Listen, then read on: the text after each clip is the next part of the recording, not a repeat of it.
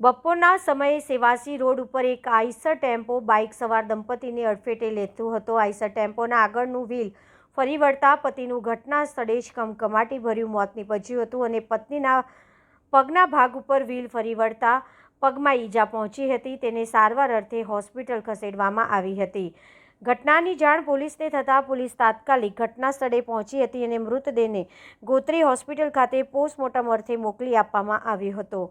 પોલીસે વધુ તપાસ હાથ ધરી અકસ્માતની ઘટનાની નજરે જોનાર ઈસમે સમગ્ર ઘટનાની માહિતી આપતા મીડિયા સમક્ષ જણાવ્યું હતું કે ત્યાંથી જે વડોદરા સીએનજી ગેસનો ટ્રક આવતો હતો, પેલી પાર્ટી સામેથી બાઇક લઈને આવતી હતી, ડબ્બાને સાથે એ બી હતું. એટલે એ પાર્ટી આવી અને આ ભાઈએ થોડું ટર્ન માર્યો, એટલે એ ભાઈએ એકદમ જ અંદર બેસી ગયા આગલા ટાયરે. એટલે એ પાર્ટી ઘસરાતી પાછળના ટાયર પર આવી. પછી એમને શું કર્યું, મેન જે ટ્રકનો ડ્રાઈવર હતો ને, એમને શું કર્યું, એમની વાઈફને તૈયારીમાં બચાવી લીધા. એમના વાઈફના પગ પર ટાયર ચડી ગયેલું અને એમના માથા પર બી ટાયર ચડી ગયેલું, પણ એમને વાઈફને બચાવીને એક સાઈડ પર મૂક્યા.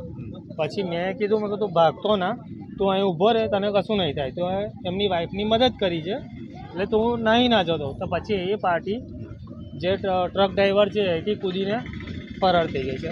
એમાં 2 જણ હતા, એક ક્લીનર હતો અને એક ટ્રકનો ડ્રાઈવર હતો.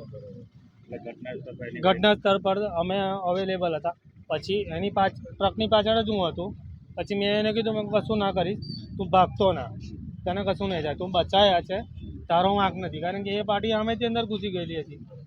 તમે કહો તારા વરાવવાની આમથી એકદમ જરૂર નથી. તમે કીધું ત્યાર પછી મેં 112ને ફોન કર્યો, 108ને ફોન કર્યો, તો એમની વાઈફને તો હોસ્પિટલ પહોંચાડી દીધા છે.